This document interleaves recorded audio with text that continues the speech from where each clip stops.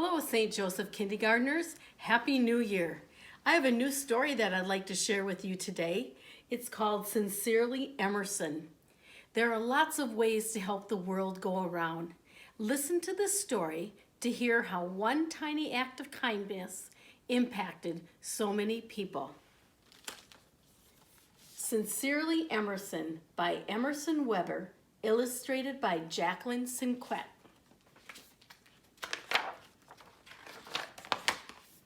Here's Emerson. Emerson loved writing letters.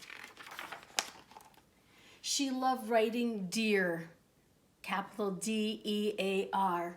She loved writing at the end of her letters sincerely, capital S-I-N-C-E-R-E-L-Y. But most of all, she loved writing everything that came in between. Stories, news, questions. M, short for Emerson, put a piece of her life into each one. Her brother's latest games, Taylor Swift's best songs, and her favorite jokes. Here's one on this page. Are you ready? Why do you never see elephants hiding in trees? Because they're really good at it. M wasn't done with the letter until it was perfectly decorated. The envelope too. Then she sent her letters out into the world to friends and families all over. Each letter was a connection. M's letters made a network of hellos and a network of love. One day, M was thinking, there was one person who made it all possible. How come she had never noticed him before? His name was Doug. Every letter that M's hands went straight into Doug's. He was always there every day, no matter what. He kept M's letters going out into the world. And so M decided to write Doug one of his own letters. It says, I'm Emerson. You may know me as the person that lives here that writes a lot of letters and decorates the envelopes. Well, I wanted to thank you for taking my letters and delivering them. You are very important to me. I make people happy with my letters, but you do too. You make it possible. She put it in the box and she smiled when he took it. The next week, something remarkably happened. Doug got out of his truck just like he did every day, but this time he had 2 whole boxes full of letters, and they were all for Emerson. You see, Doug had told his friends at the post office and all about M's letters, and then they told all their friends, and soon M's letters of thanks had reached nearly every mail carrier in the country. And lots of those mail carriers had written her back. Look at all the letters with her name, Emerson or M on it. Some of the letters read, my kids all live far away. I work alone in a small rural post office.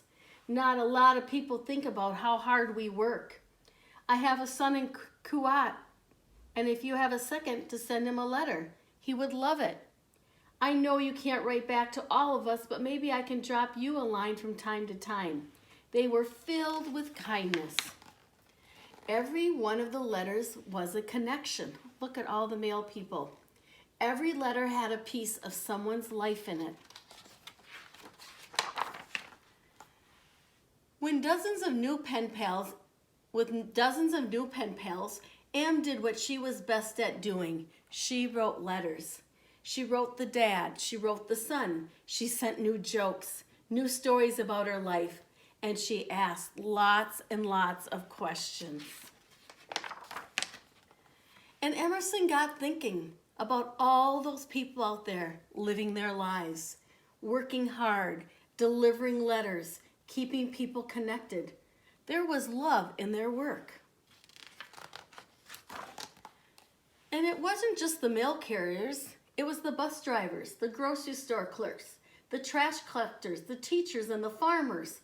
There was love in their work too. Every day they got up, went to work. Every day they did their best, just like you do each day in kindergarten. Every day they kept the world going, millions and billions of people.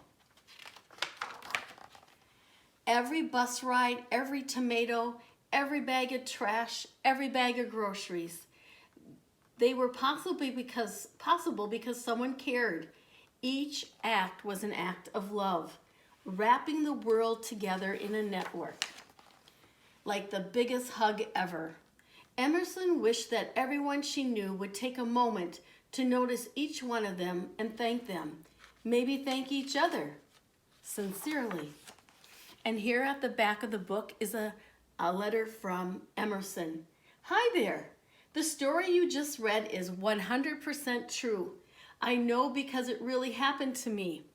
Emerson lived in South Dakota with her mom, dad, and brother, and I never expected so much to happen just because I took the time to say thank you to Doug, a person I saw every day, but it did.